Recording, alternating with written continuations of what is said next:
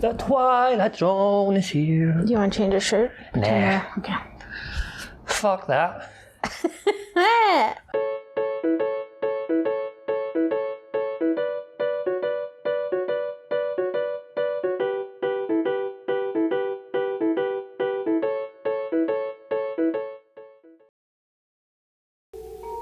Professor Walter Jameson, popular beyond words, who talks of the past as if it were the present. Walter Jameson has access to knowledge that couldn't come out of a volume of history, but rather from a book on black magic, which is to say that this nightmare begins at noon. What? I have no idea what he's talking about. I was like, of course it would start at noon. Oh. This guy has a lot of knowledge and we don't know why. That's neat. And it has to do with witchcraft? Yeah, it starts at noon. A technicality. Anyway, you're going to be a housewife. The devil she is. I'm giving you my daughter's hand, not her brain. She's going to get that PhD if I have to spank her, I know. The men will decide your future. What do you think you're doing, young lady? Oh, I'll do the dishes later. It's not the dishes I'm talking about. It's books and study. Upstairs. Besides, Walter and I have something to discuss. You're not going to treat me this way, are you? Worse. Us men folk are going to have a cigar and some brandy, you know. Yes, you go do the dishes, woman. Women folk. This is men speak now. Toddle off. We have important business to discuss. Yeah. Look at them. Extraordinary, isn't it? They looked very much alike. 12 years ago, those two hands. Time marches on. For some of us. So he teaches history, right? So now we're getting the idea that he's been there in those times in the past, lived them. He's immortal, right? So I'm thinking, you know, because history is written by the victors, he would have a different version of the past than what is taught in mainstream universities and stuff. So he would then have to teach the lie rather than his history. Yeah.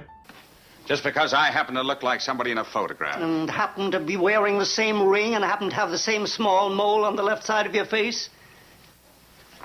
He turns around. What mole? 2,000 years. How, Walter? How? In heaven's name, Walter, this is what mankind has been dreaming of. Sam, Tell me the secret.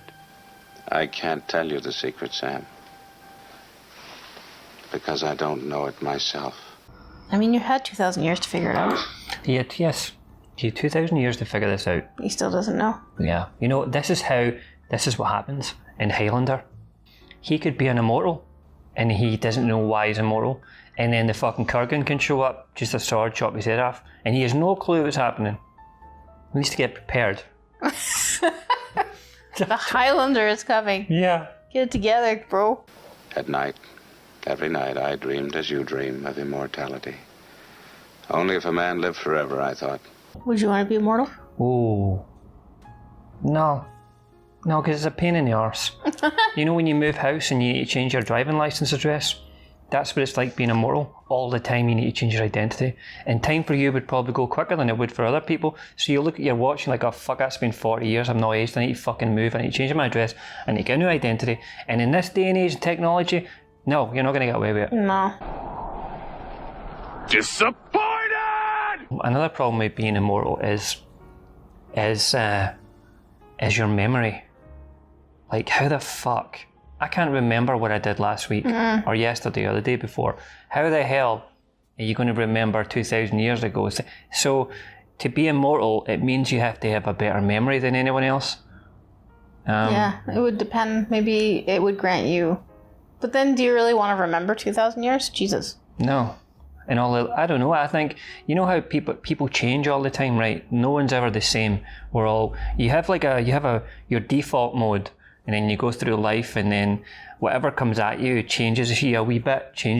So you're always constantly changing your thoughts, your opinions, your personality even. So if you're immortal, you would change all the time. You would be a villain, then you'd be a good guy, a bad guy, you know? Yeah, you'd have the freedom to really go bananas. Yeah. So would you? Yes, no, immortal? Yeah. Not bothered. Can't be arsed, I know. Much work. Fuck that. Oh, girl. Yes. Tubby, would you take immortality? Everything is They have 9 lives. That's plenty. Oh, that's plenty. experience. Your father seems to think I'm too old for you, darling. That's the silliest thing I ever heard of. Good. And you'll marry me tonight. That's interesting. They just turned that fucking knife on him. They just kind of like told him the whole story, and then it's like, oh, and by the way, I'm marrying your daughter anyway tonight. So Yeah. get it right, uppy. Yeah. Fuck. Tonight. What a prick.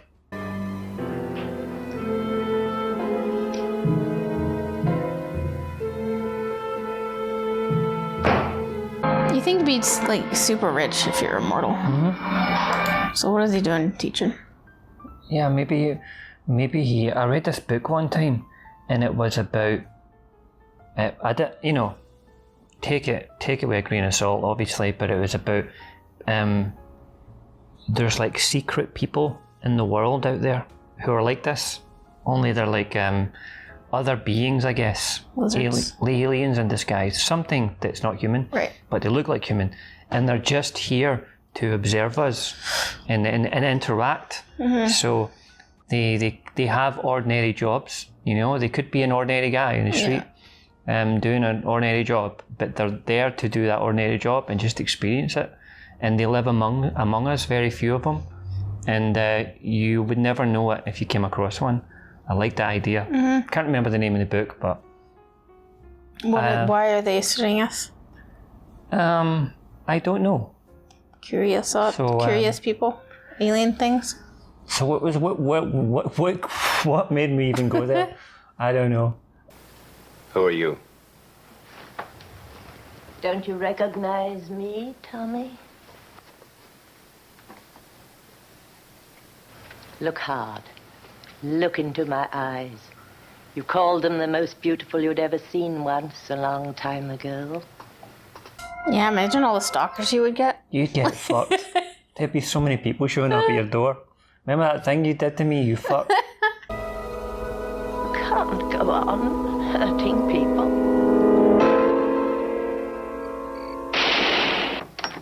Walter? He's gone. Where? I don't know, my dear.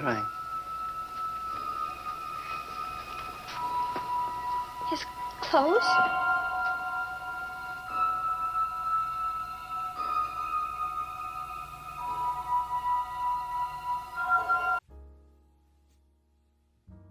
Immediate thoughts. Long live Walter Jameson. What do you think? It was okay. I find it hard to believe that he's been alive for 2,000 years and not. Like, he died from a gunshot wound, so... The gunshot wound got him and then he aged super fast and then dead. You'd think in 2,000 years, he would get a little beat up. Yeah. To the point of... Something. Yeah. Yeah, you'd think, like, some kind of plague or disease would have Unless got he him. lived in a cave and just like, we're probably never going to get shot in our lifetime. Yeah, but 2,000 years, you're probably going to run into a wee incident or two. Like, that aside, the realities of it, all that stuff aside, I thought it was still a good episode about, these like philosophical questions, Fun to think about. Immortal, life after death, all that stuff. It's good shit. Mm-hmm. And it was creepy. The old lady was kind of creepy and hovering around, and the old man was scared. I don't know, it just has a real creepy, quiet vibe to it. How many Highlanders out of 10 would you give that? About 6. 6? See, I'd give it more. I'd give it 7 Highlanders For out the of 10. creepiness. Yeah, because I like episodes like that where they just sit and talk about something, and you've got like a little underlying creepy angle to it. So yeah, solid 7. That was good. Tick in the box. It was a bit sinister. Yeah. This is the thing. You sit here and you're like, there's got to be a way to end the show, but sometimes there's no endings. Sometimes it just happens, just like the show. You're just dead. So I'm going to go in that weird philosophical manner. There's no endings. Sometimes it just ends, and then it ends. No, now it ends. Now. Now. That's it. It's ended now. So that's it. No, wait, it's still on. Now, ending now. When? Now. When will then be now? There. That's it. We're good.